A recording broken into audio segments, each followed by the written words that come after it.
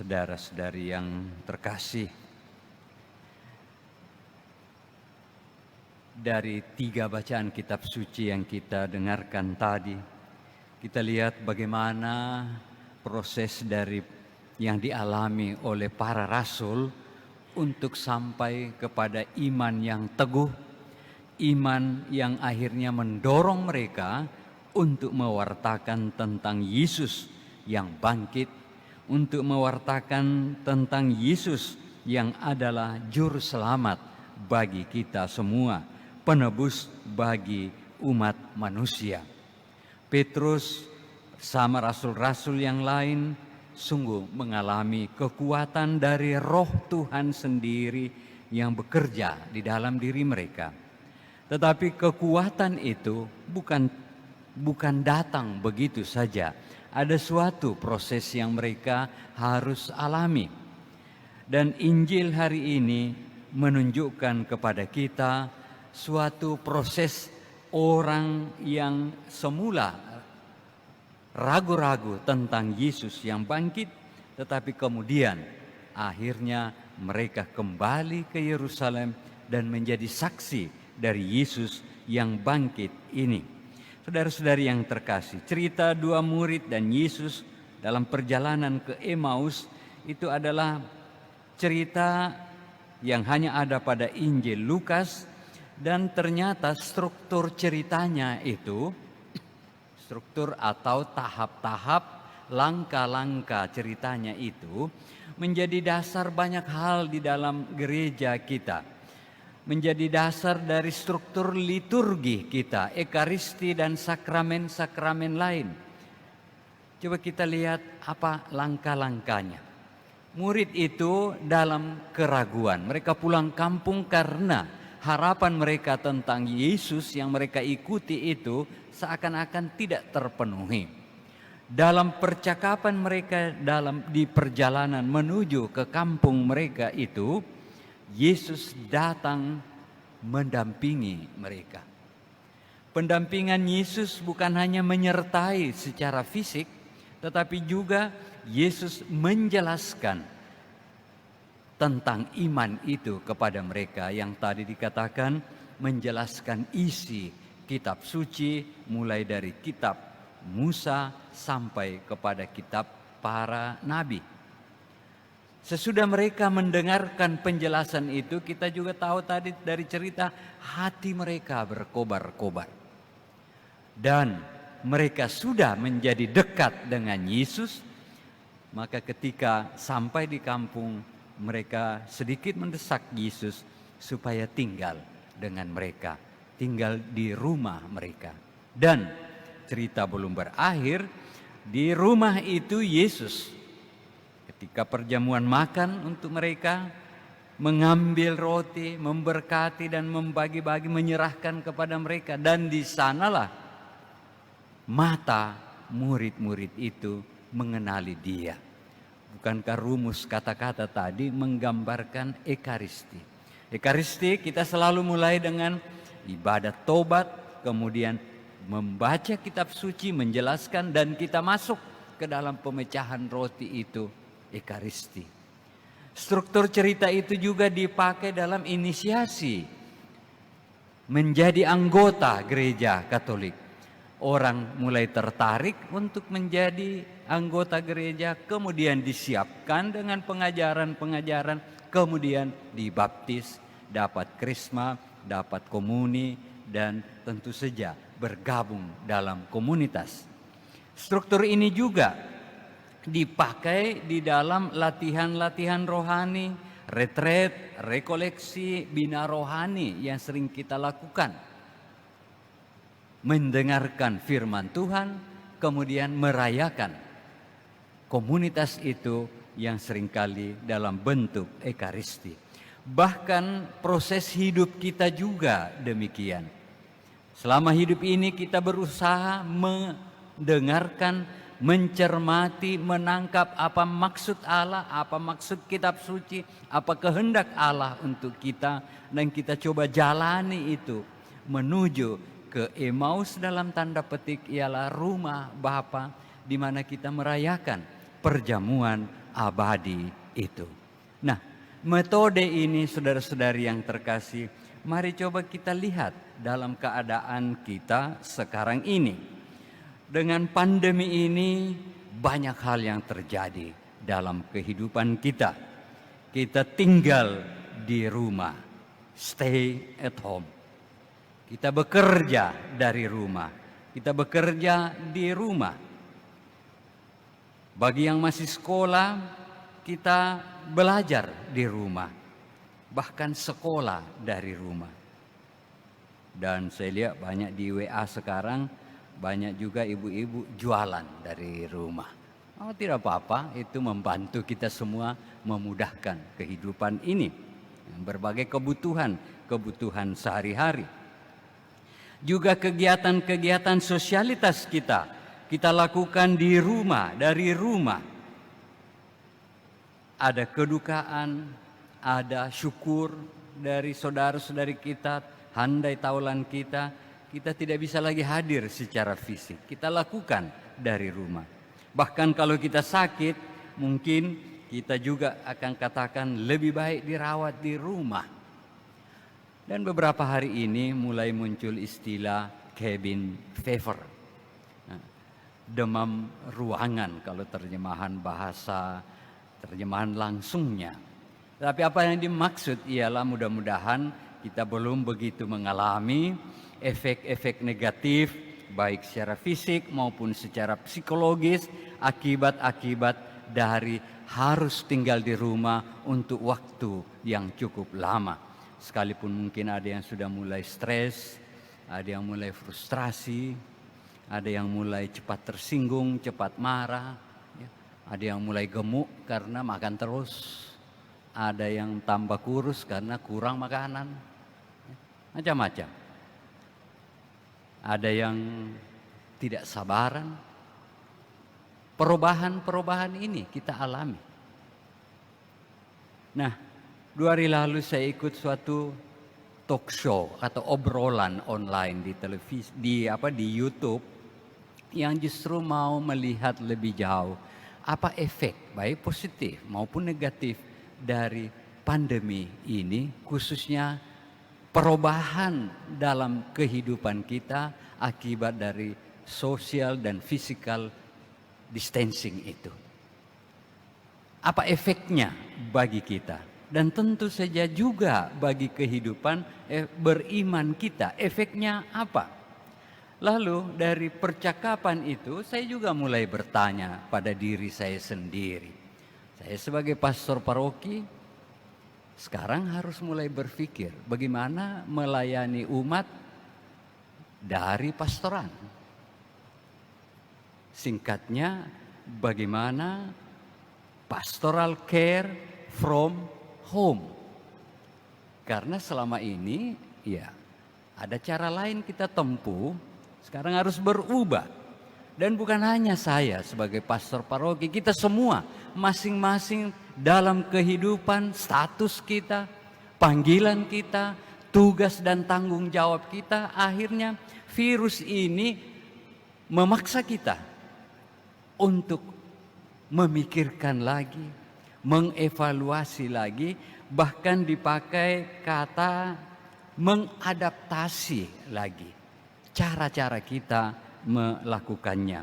Dan dari talk show itu, dan saya kira ini penting juga bagi kita dalam kehidupan beriman, ada 2 hal harus kita bedakan.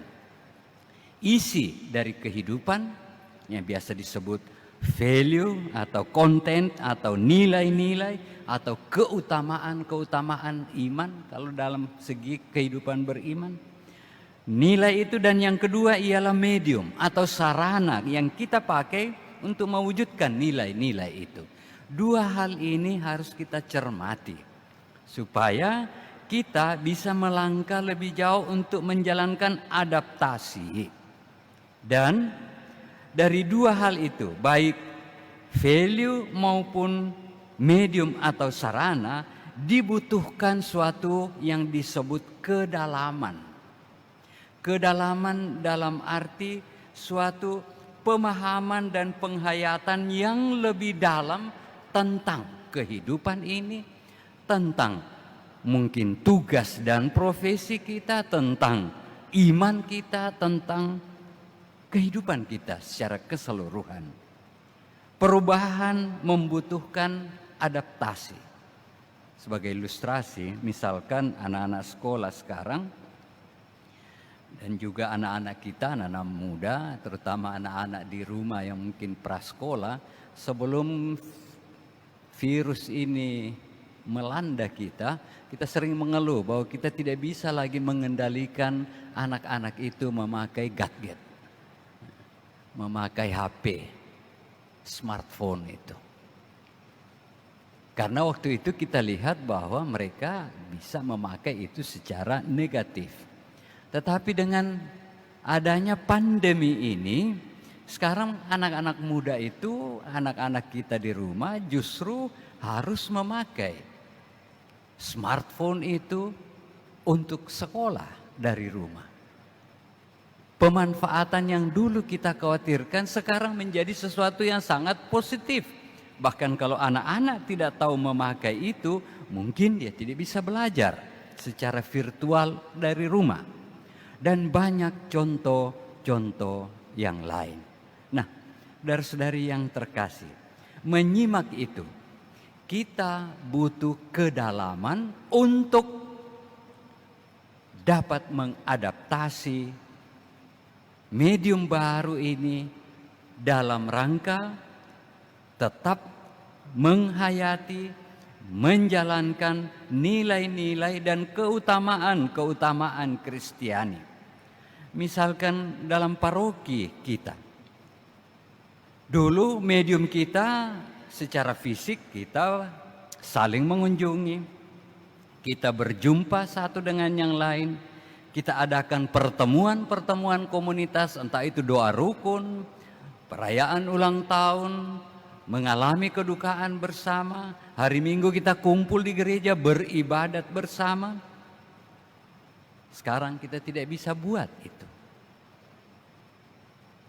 Physical distancing membuat kita tidak bisa melakukannya.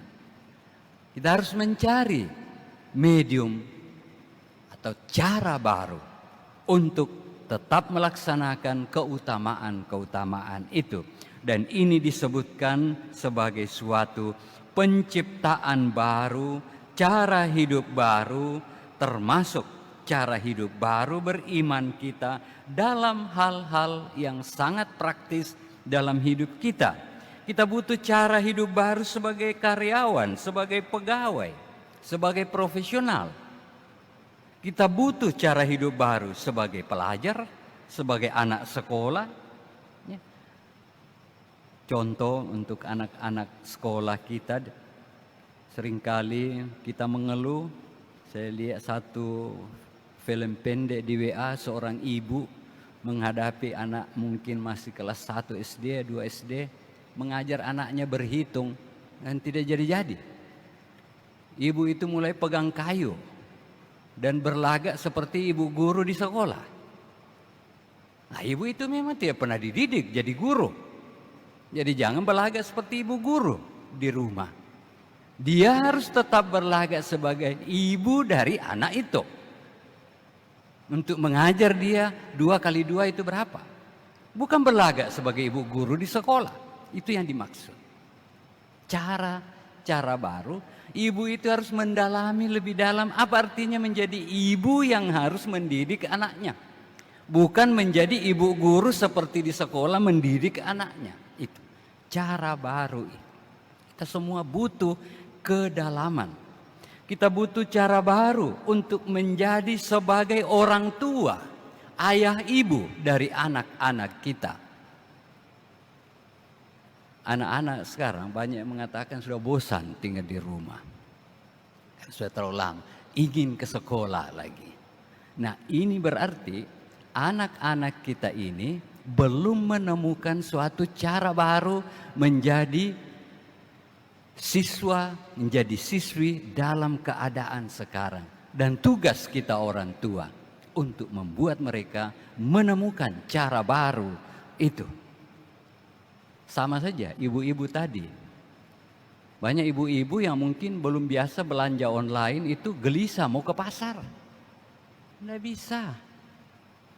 Dia harus merubah sesuatu. Itu yang dimaksud. Merubah medium untuk melakukan hal-hal yang nilainya baik seperti yang kita lakukan dulu. Sekarang layak orang meninggal, saudara-saudari kita yang meninggal, orang yang kita kasihi. Banyak dari kita sekarang tetap merasa bersalah bahwa kita tidak bisa pergi. Tetapi kita tidak bisa pergi. Cara apa yang harus kita pakai? Itu yang dimaksud. Butuh kedalaman untuk memahami apa artinya menjadi saudara bagi yang lain. Apa artinya ikut bela sungkawa kalau kedukaan tanpa harus hadir. Cara-cara baru kita butuhkan. Sama halnya sebagai orang beriman, kita butuh cara-cara baru untuk mengungkapkan iman kita, untuk mewujudkan iman itu dalam praktek kehidupan sehari-hari.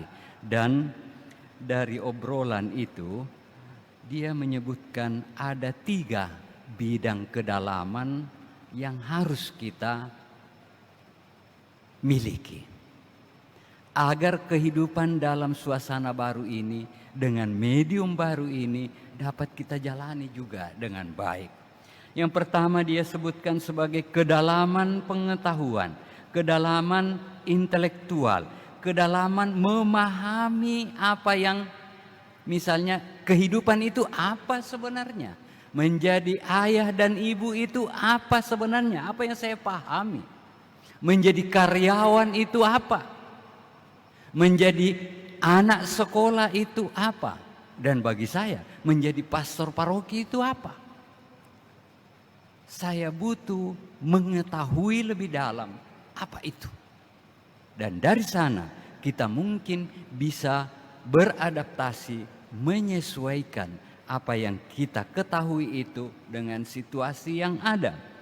Bidang kedua ialah kedalaman spiritual, kedalaman hati, kedalaman penghayatan. Misalkan sebagai ayah dan ibu, sejauh mana saya hayati menjadi seorang ayah, menjadi seorang ibu bagi anak-anak saya. Mungkin selama ini kita cukup atau terbantu terlalu banyak oleh sekolah. Kita serahkan itu kepada sekolah. Sekarang mereka tidak bisa buat itu. Kita harus lakukan sebagai orang tua. Mungkin selama ini kita menjadi karyawan, yang penting datang, jam pulang kita pulang. Sekarang Anda tidak usah datang untuk itu. Sejauh mana saya menghayati, sejauh mana saya tanggung dalam hati, apa menjadi tanggung jawab saya. Itu kedalaman spiritual. Sama dengan kehidupan beriman. Sejauh mana iman itu menggerakkan hati saya, mendasari hati saya dalam melaksanakan dan mewujudkan kehidupan beriman saya. Dan yang ketiga ialah kedalaman sosial. Artinya apa? Kita disebut makhluk sosial. Kita tidak bisa hidup sendirian. Kita mempunyai saudara-saudara, teman-teman, kita mempunyai komunitas-komunitas, dan semua itu kita butuhkan sebagai makhluk sosial. Nah, sejauh mana kedalaman sosial artinya? Sejauh mana saya menghayati dan memahami apa arti menjadi saudara bagi yang lain? Apa arti menjadi anggota dari suatu komunitas? Apa arti menjadi bagian dari suatu masyarakat? Butuh kedalaman untuk hal sosial ini. Dan dari sana kita bisa mampu untuk mengadaptasi keadaan ini dan tetap dapat melaksanakan nilai-nilai yang ingin kita wujudkan. Saudara-saudari yang terkasih, khotbah sudah cukup panjang.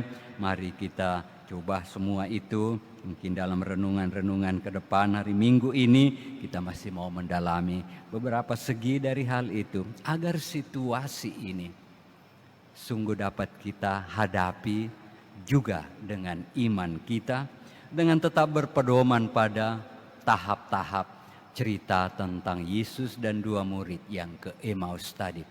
Berusaha mendengarkan firman dan kehendak Tuhan, dan kemudian bersatu dengan Tuhan dalam sakramen-sakramen, dalam menjalankan hidup ini sebagaimana dikehendaki Allah bagi kita semua. Amin.